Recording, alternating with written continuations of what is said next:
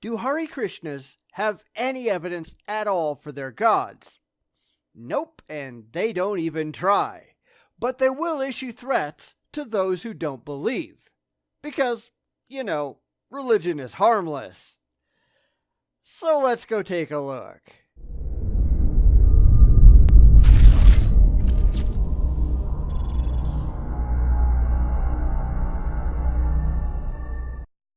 I've really wanted to do videos on some of the smaller religions, things like Hinduism and Sikhism and things like that, just to show that it isn't only Christianity and Islam that have it all wrong.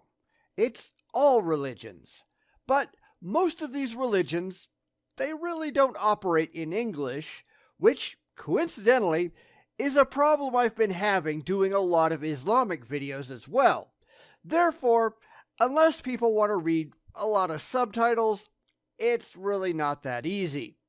But I did come across this one video by ISKCON, the International Society for Krishna Consciousness, where they want to tell us that we'd better believe in their gods, or else, because there are some potentially sinister things going on behind the scenes that people ought to be aware of. So here we go. And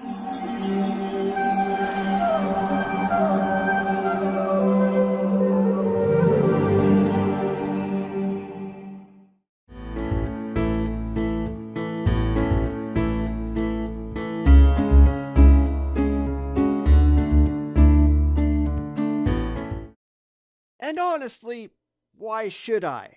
I've made my criteria very well known, and if the religious can't meet my demands, then why should I believe? Because my demands when it comes to a god, any god, are the same as my demands when it comes to anything else. Objectively demonstrable, critically verifiable evidence. I don't care about your feelings, I care about your facts. And when it comes to the existence of these gods, the religious have none of those. So again I ask, why should I accept the existence of God? If you don't accept the existence of God, there will be suffering. What? Is that some kind of thinly veiled threat? I mean, ever since I rejected the irrationality of religion and stopped believing in imaginary friends, personally, I've been a hell of a lot happier than I ever was as a theist. So I can say that this is plainly untrue, at least in my own life, but I've heard the same thing from most atheists. Once you come to grips with reality, life is dramatically improved. Maybe these people suffer because they can't deal with the facts. I don't know, but that's not suffering, that's stupidity. Because what comes as a natural conclusion is that you believe in yourself, that I got this, I'm in control here. To a certain degree, yes, because at least where you can have control, you are in control. You are responsible for your own life. And where you can't have that control, you just have to deal with that simple fact and understand that some things you just can't change, and you're going to have to deal with it as it actually is, not how you wish it was. Again, that's not suffering, that's reality. But the fact is you're not. We're reminded several times a day that we're not in control. Every day something goes wrong. Welcome to the real world, Neo. But this is really why the religious are so laughably absurd. If things don't make them happy, if the planet doesn't cater to their overly emotional sensibilities, then they think they can just make something up to feel good about, and everyone else had better play along. And I'm sorry, but that's just childish. Reality doesn't care about your feelings. It is your job to come to grips with reality. It isn't reality's job to come to grips with you. Just because you fail at it so ridiculously, That's nobody's fault but your own. So if you follow God's laws, the suffering will be little. If you don't follow God's laws, the suffering will be substantial. No, you've got that entirely backwards. Now, I want to point out that theists can't even agree on what God's laws actually are. They can't even agree on which gods actually exist.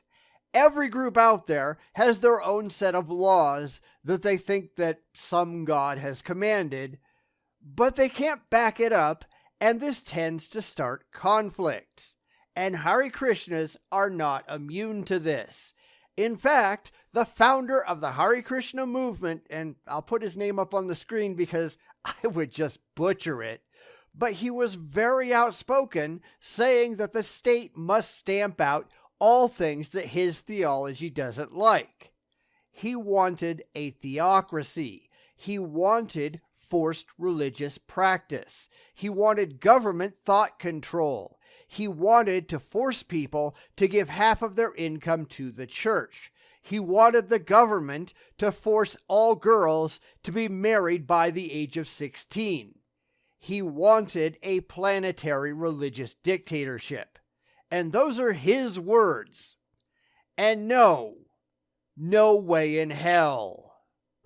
But any lifestyle that doesn't acknowledge the existence of God will be tainted by suffering. So that will be the result.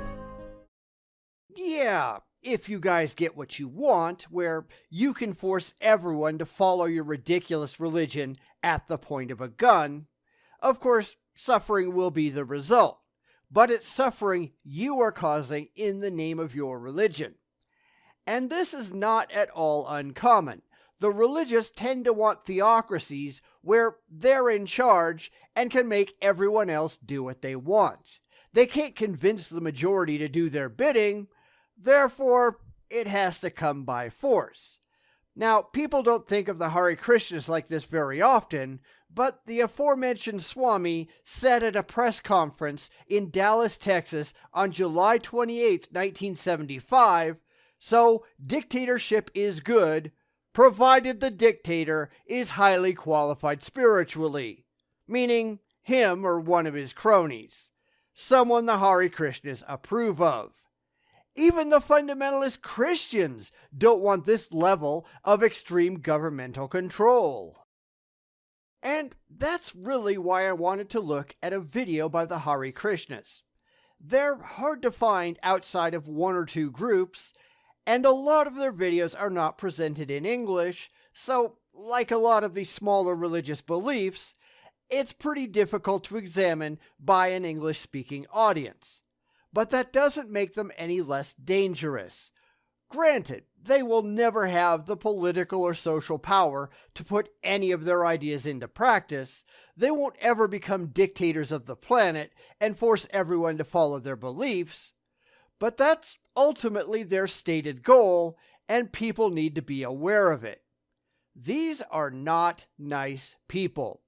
Like the Catholic Church, ISKCON has been sued for child abuse and molestation, and at one point in time, they had to file for Chapter 11 bankruptcy protection rather than go out of business entirely in light of massive victim awards. Religion of all kinds is dangerous. When you start to believe insane things, reality goes right out the window. All of this needs to be opposed. It isn't just the big religions that are bad, it's all religions. Hare Krishnas aren't any better. In some ways, they might even be a little worse. They deserve our scorn and our opposition.